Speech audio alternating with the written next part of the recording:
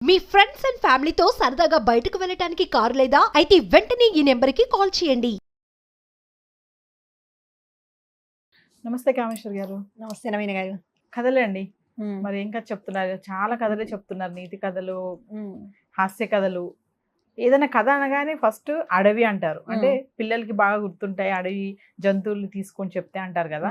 మరి ఈ రోజు ఏం కథ చెప్పాలనుకుంటున్నారు? అడవి తర్వాత పిల్లలకు గుర్తుండేది రాజులు. మనం రాజుల కాలానికి వెళ్తే అదంతా కూడా అజ్యూమ్ చేసుకోవడానికి అన్ని చాలా బాగుంటాయి అన్నమాట. రాజులు, వాళ్ళ వేషధారణ, కిరీటాలు, రాజ్యము, గుర్రాలు, సింహాసనాలు, అసలు ఊహించుకుంటేనే ఎంతో ఆనందం కలుగుతుంది మనకు. అలా ఈరోజు ఒక రాజు కథ. చాలా మంచివాడు ఈ రాజు. ఎంత బాగా తన రాజ్యాన్ని పాలించేవాడంటే అందరూ ధర్మప్రభువు అని కూడా ఆయన అనుకునేవాళ్ళు. అసలు ప్రజలు ఎవ్వరికీ కూడా కష్టాలు లేవు. అంటే కష్టం అంటే ఏంటి? డబ్బులు ఇస్తేనే కాదు కష్టం, ఎంప్లాయ్మెంట్ ప్రొవైడ్ చేయాలి కదా. ఇప్పుడు గవర్నమెంట్ అయినా అప్పుడైనా ఒకటే, పని ఉండాలి. పని ఉంటేనే తర్వాత వాడు సంపాదించగలడు. అప్పుడే వాడికి సంతోషం ఉంటుంది. యాక్చువల్ సంతోషం అనేది పనితోనే వస్తుంది. అలా అందరినీ వాళ్ళకి ఏమేం కావాలో వాళ్ళకు ఫెసిలిటీస్ చూడడము, అన్ని విధాల చాలా బాగా పాలిస్తూ ఉండేవాడు. ధర్మబద్ధంగా వెళ్తూ ఉండేవాడు. ధర్మబద్ధం అంటే ఏంటి?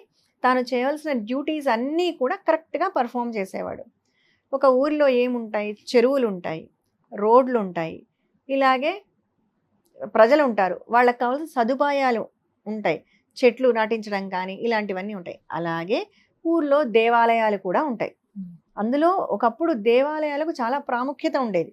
మన కృష్ణదేవరాయలు గారి టైం చూసుకుంటే కూడా ఇప్పుడు హంపీలో మీరు చూడొచ్చు, చాలా పెద్ద పెద్ద దేవాలయాలన్నీ ఉంటాయి అక్కడ. అప్పుడు దేవాలయాలు కేవలం ఒక దేవుని ప్రతిష్ఠించడము, వెళ్ళి భక్తిగా మొక్కడం రావడమే కాదు, వాటిని వీళ్ళు పొలిటికల్ మీటింగ్స్కి కూడా యూజ్ చేసుకునేవాళ్ళు. రాజులు శత్రువులు వస్తారు కదా, వాళ్ళకి తెలియకుండా ఏదైనా ఒక మంత్రాంగం ఏదైనా నడపాలి, మెయిన్ మీటింగ్స్ జరగాలి అంటే గుడిలోనే చేసుకునేవాళ్ళు అనమాట. అలాగే నిధులు కూడా రాజులు సంపాదించినవి అవి అంటే దొంగలు వచ్చి తీసుకొని పోకుండా ఒక భద్రత ఎవరు అంటే గుడి, దేవుడు కాపలాగా ఉంటాడు, ఆయన సొత్తుగా దాన్ని మనం దాచాలి. అంటే అదంతా ఏదో రాజే యూజ్ చేసుకోవాలి, మింగేయాలి అని కాదు. అప్పుడు వాళ్ళు దాచింది ప్రజల కోసమే. ఎన్నో రకాల విపత్తులు వచ్చేవి, దండయాత్రలు జరిగేవి. అలాంటి టైంలో సెక్యూరిటీగా ఎక్కడ పెట్టుకోవాలి? వాళ్ళకే అప్పుడు స్విస్ బ్యాంకులు అవన్నీ ఉన్నాయి, అప్పుడు లేవు కదా. సో ఈ టెంపుల్స్లో పెట్టేవాడు. అట్లా దేవుడి దగ్గర దాచడము, బాగా భక్తితో దేవాలయాలన్నీ బాగా డెవలప్ చేసేవాళ్ళు. ఈయన కూడా అవన్నీ కూడా చూస్తూ ఉండేవాడు. కానీ కొంతకాలానికి ఈ రాజు మనసు మారిపోయింది. నేను ఎంత బాగా చూసుకుంటున్నాను, ప్రజలందరూ నన్ను పొగుడుతున్నారు, ఆ గ్రేట్నెస్ నాది. ఎందుకు వీళ్ళందరూ పోయి దేవుణ్ణి మొక్కుతున్నారు? దేవుడు వచ్చి చేస్తున్నాడా ఇవన్నీ? నేనే కదా చేస్తున్నా అని అతనికి తెలియకుండానే ఒక రకమైన అహంకారం పెరిగిపోయింది ఆ రాజులో. మంచితనం పోలేదు, మంచితనం అలాగే ఉంది, బాగా పాలిస్తున్నాడు, కానీ అహంకారం అనే ఒక చిన్న ఎలిమెంట్ కొంచెం లెవెల్స్ పెరిగిపోయింది అనమాట. పెరిగిపోయి ఇంకా దేవుడు కైంకర్యాలు ఇవన్నీ మెల్లగా స్టాప్ చేసేసాడు ఆయన. ఇంకా అవి పట్టించుకోవడం మానేశాడనమాట. ఇంకా ఈ ప్రజలందరూ కూడా మొదటి నుంచి అలవాటు పడ్డారు కదా అన్ని కార్యక్రమాలకు. సో వీళ్ళందరికీ కూడా బోర్ కొట్టింది. ఏంటి ఒకటే మొనోటనస్ లైఫ్ ఒకటేగా ఉంది, మనకు ఒక భక్తి ఒక పూజ ఏమీ లేదు. అట్లని పోయి రాజును అడగలేరు, భయం రాజును ఏమన్నా అడగాలి అంటే, ఎందుకంటే ఆయన బాగా చూసుకుంటున్నాడు. ఇది ఒక్కటి ఎవరు కన్వే చేయలేకపోతున్నారనమాట ఆయనకు. ఏం చేయాలి అని ఆలోచిస్తూ పక్క రాజ్యం నుంచి ఒక పండితుడిని పిలిపిస్తారు. అంటే ప్రవచనకర్త, ప్రవచనాలు చెప్తారు కదా, అంటే భారతం భాగవతము పురాణాలు ఇవన్నీ చెప్తుంటారనమాట. మనము ఇక్కడ కూడా ప్రవచనాలు పెట్టించుకుందాం మన ఊర్లో అని ఒక ప్రవచనకర్తను పిలిపిస్తారు. ఒక 10-15 రోజులు ఆయన బ్రహ్మాండమైన ఉపన్యాసాలు ఇస్తారు. ఆయన ప్రవచనాలకంతా ప్రజలందరూ బాగా స్పెల్ బౌండ్ విని, ఆహా ఎంత బాగుంది అని చాలా మంచి విషయాలన్నీ కూడా నేర్చుకుంటారు ఆయన ద్వారా. నేర్చుకొని ఇంకా అన్నీ అయిపోతుంది, చివరి రోజు వస్తుంది, ప్రజలందరూ కూడా చాలా గొప్పగా చెప్పుకోవడం విని ఈ విషయము రాజు వరకు చేరుతుంది. తెలియగానే రాజు కూడా సంతోషపడతాడు. అవునా, ఎవరో ఆయన గొప్ప ఆయన వచ్చాడట, ప్రజలందరూ సంతోషంగా ఉన్నారు, ఒకసారి మన రాజ్యానికి అంటే కోర్టుకు పిలిపించండి అంటారు. ఓకే, పిలిపిస్తారు ఆయన సభకు. కోర్టు అంటే సభకు పిలిపిస్తారు. సభకు పిలిపించగానే ఆయన వచ్చి ఇలాగే చైర్లో కూర్చుంటారు. అందరూ ఆసీనులై ఉంటారు, అంత సామంతులు అందరూ ఉంటారు. రాజు ఎంట్రీ ఇస్తాడనమాట. రాజాది రాజా అని చెప్తారు కదా, ఆ అనౌన్స్మెంట్ వస్తుంది. రాజు లోపలికి వస్తూ ఉంటాడు. అందరూ లేచి నిలబడతారు.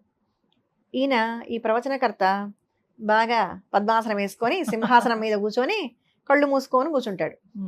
ఏమీ అనడు, జస్ట్ కళ్ళు మూసుకొని ధ్యానంలో కూర్చుంటాడు ఆయన. రాజు వస్తాడు, చూస్తూ వెళ్తాడు. ఏమీ చలనం ఉండదు ఆయనలో. వెళ్ళి కూర్చుంటారు. కూర్చున్న తర్వాత సరే వెంటనే నృత్య ప్రదర్శన. ఓకే, రాజనర్తకి నృత్య ప్రదర్శన అంతా జరుగుతుంది. ఈయనలో ఏ చలనము ఉండదు, కళ్ళు మూసుకొనే ఉంటాడు ఈయన ప్రవచనకర్త. రాజుకు ఆశ్చర్యం అవుతుంది. ఇదేంటి, నేను వచ్చేటప్పుడు ఎలాగున్నాడో సభ మొత్తం కంప్లీట్ అవుతుంది, కవితా గోష్ఠి అన్నీ జరుగుతాయి, అన్నీ అయిపోతుంది, కానీ ఈయన మాత్రం కళ్ళు తెరవడు. ఇదేంటి, ఈయనకు చాలా అహంకారం ఉన్నట్టుంది, ఈయన తను చాలా గొప్ప ప్రవచనకర్త అని ఏదో చాలా అహంకారంగా ఉన్నాడు, అసలు రాజునే లెక్క చెయ్యట్లేదు ఈయన అని కోపం వచ్చేసి వెంటనే మంత్రిని పిలిచి, ఇతను చాలా పెద్ద పొగరుబోతూ, ఇంత అహంకారమా, ఇంతసేపు అయింది సభలోకి వచ్చి కనీసం కళ్ళు తెరిచి కూడా చూడట్లేదు నన్ను ఇగ్నోర్ చేస్తున్నాడు ఈయన, కాబట్టి ఈయనకు వెంటనే మరణ శిక్ష విధించండి అంటాడు. ముందు వెళ్ళి చెర్లసార్లు వేయండి, రేపు పొద్దున్నే ఈయనకి ఉరిదీయండి అని చెప్పేస్తాడు. అయినా ఏమీ అనడు, కళ్ళు తెరిచి చూస్తాడు. శిక్ష విధించిన తర్వాత కళ్ళు తెరిచి చూస్తాడు. చూసి జస్ట్ ఒక స్మైల్ ఇస్తాడు, అంతే, చిరునవ్వు. ఏ రిప్లై ఉండదు ఆయన నుంచి. తీసుకొని వెళ్ళి చెరసాల్లో వేసేస్తారు. ప్రజలందరూ అయ్యో ఇదేం పోయే కాలము, వినాశకాలే విపరీత బుద్ధి అని ఈ రాజుకి ఏమైంది, దేవుడి పూజలు ఆపేశాడు, మొత్తం పోతే పోనీలే అని మనం ఏదో ఒక ప్రవచనకారుణ్ణి తీసుకొచ్చి ప్రోగ్రాం పెట్టుకుంటే సత్కరించాల్సింది పోయి ఆయనను శిక్షించడం ఏమిటి అని ప్రజలందరూ చోలు కొరుక్కుంటారు, కానీ ఎవరు గట్టిగా మాట్లాడలేరు. అందరూ బాధపడుతుంటారు, అనవసరంగా పిలిపించాం పాపం ఆయన్ను అక్కడి నుంచి ఇక్కడికి అని. ఇంకా రాజు అంతఃపురంలో ఉంటాడు, ఆయనకు కూడా నిద్ర పట్టదు. అసలు ఏంటిది అంటే ఆయన క్వశ్చన్ మార్క్ ఏంటంటే ఎందుకు తనని ఇగ్నోర్ చేశాడు అనేది మనసులో తిరుగుతూ ఉంటుంది.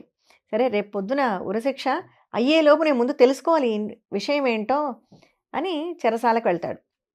వెళ్ళి ఆ ప్రవచనకారుణ్ణి అడుగుతాడు, స్వామి ఎందుకు మీరు నేను వచ్చినప్పుడు కళ్ళు మూసుకొని ఉన్నారు, నన్ను ఎందుకు ఇగ్నోర్ చేశారు అని అడుగుతాడు. మీ ఈ ప్రవర్తన కారణం ఏంటి అని. ఆయన అంటాడు, ప్రభు జస్ట్ ఒక 5 నిమిషాలు అంటే కొంత సమయం పాటు, కొన్ని నిమిషాల పాటు నేను మిమ్మల్ని ఇగ్నోర్ చేశానని మీరు ఇంత బాధపడ్డారు, ఇంత కోపపడ్డారు, ఆఖరికి నాకు మరణశిక్షనే వేసేశారు మీరు, మీకు ఇంత కోపం వచ్చిందే. మరి రాజులందరికీ రాజైన వాడు ఒకడున్నాడు భగవంతుడు, మీరు ఆయన్నే ఇగ్నోర్ చేశారు కదా, ఎంతకాలం ఇది మీరు ఆయన్ని ఇగ్నోర్ చేసి, ఆయనకి ఎక్కడ ఏ పూజలు ఏది జరగట్లేదు, భగవంతుడినే మీరు ఇగ్నోర్ చేశారే, మరి ఆయనకి ఎంత కోపం రావాలి మీ మీద అన్నాడట. అనగానే రాజు వెంటనే రియలైజ్ అయిపోయాడు, అరే అవును కదా, అంటే చూడండి అప్పట్లో ఎలా ఉండేవాళ్ళంటే వీళ్ళందరూ కూడా ఈ పండితులు ఇలాంటి వాళ్ళందరూ రాజుకు ఎవరు డైరెక్ట్గా ధైర్యంగా చెప్పలేని పరిస్థితి. ఏదో ఒక మంత్రి చెప్తాడు తప్ప మిగిలిన ఎవరు నువ్వు చేసేది తప్పు, ఇలా చేయకూడదని చెప్పే ధైర్యం ఉండేది కాదు. అలాంటప్పుడు ఇలా కొంతమంది అంటే ఆయన ప్రాణాలకు తెగించి చెప్పారు. ఇప్పుడు ఆ రాజు వచ్చి అడక్కపోతే పొద్దున ఆయనకు ఉరిశిక్ష కూడా అయిపోయేది, అయినా కూడా ఆయన నోరు తెరవలేదు.